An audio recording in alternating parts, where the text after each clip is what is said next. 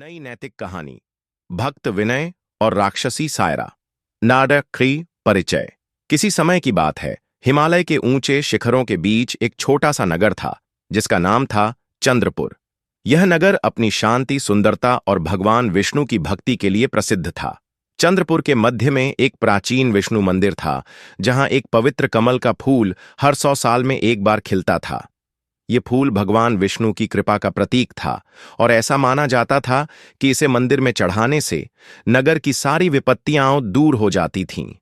चंद्रपुर से कुछ दूरी पर एक घना जंगल था जिसे कालवन कहा जाता था। इस जंगल के प्रवेश द्वार पर एक शक्तिशाली राक्षसी रहती थी जिसका नाम था सायरा। सायरा ने जंगल के मुख्य द्वार पर अपनी चौकी स्थापित की थी और कोई भी उसकी अनुमति के बिना जंगल में प्रवेश नहीं कर सकता था। वह हर उस व्यक्ति को रोकती थी जो उस पवित्र कमल को लेने की कोशिश करता था। सायरा का कहना था, जो भी इस जंगल में चोरी करने आएगा उसे मैं खा जाऊंगी। तराको भक्त विनय का प्रण चंद्रपुर में एक युवा भक्त रहता था जिसका नाम था विनय। वह भगवान विष्णु का परम भक्त था और अपनी सादगी और भक्ति के लिए जाना जाता था। एक रात विनय को स्वप्न में भगवान विष्णु ने दर्शन दिए और कहा, हे विनय, कालवन के उस पार वह पवित्र कमल का फूल है, उसे लाकर मेरे मंदिर में चढ़ाओ। यह कार्य कठिन है पर मेरी कृपा से तुम अवश्य सफल होगे। विनय ने प्रणाम किया और अगले दिन सूर्यास्त के समय सूक्ष्म रूप धारण कर कालवन की ओर निकल पड़ा। उसने अपने हृदय में भगवान विष्णु का नाम जपते हुए जंगल के मुख्य द्वार की ओर कदम बढ़ाए।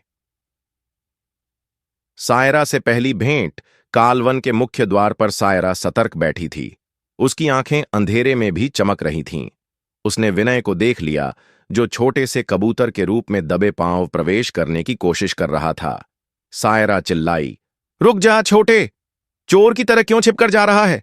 क्या चुराने की नियत है? विनय ने अपना सूक्ष्म रूप बनाए रखा और शांत स्वर में कहा, मैं चोर नहीं हूं सायरा, मैं तो भगवान विष्णु का दूत हूं। सायरा हंसी और बोली, दूत? हां, तू मुझे मूर्ख समझता है। जो भी इस जंगल में बिना मेरी अनुमति के घुसता है उसे मैं खा जाती हूं। बोल, क्या छिपाया है अपने पीछे? विनय ने मुस्कुराते हुए कहा, छिपाया नहीं, लाया हूं। विष्णु जी की प्रसादी लाया हूं, बहुत स्वादिष्ट है, खाएगी? सायरा चौंकी, प्रसादी? क्या लाया है, दिखा। विनय ने अपनी जेब से एक छोटा सा तुलसी का पत्ता निकाला और बोला, ये लो, विष्णु जी का पवित्र तुलसी पत्र। जो इसे नहीं जानता वही संसार का सबसे बड़ा चोर है। तुम्हारा जंगल तो भय और अंधेरे से भरा है, पहले उसे तो सुधारो। सायरा क्रोधित होकर बोली, तू मुझे उपदेश देता है? विष्णु का नाम मत ले। बोल, ये तुलसी क्या है? विनय ने कहा, तुलसी वह है जो मन को शुद्ध करती है, खाएगी ना? नीचे झुको, मैं खिलाता हूं। जैसे ही सायरा नीचे झुकी, विनय ने भगवान विष्णु का नाम लिया और तुलसी का पत्ता उसके माथे पर रख दिया। पल भर में सायरा के शरीर में कंपन हुआ। उसने चिल्लाकर कहा, यह क्या जादू है? मेरा मन शांत क्यों हो रहा है? विनय बोला, यह जादू नहीं, विष्णु कृपा है।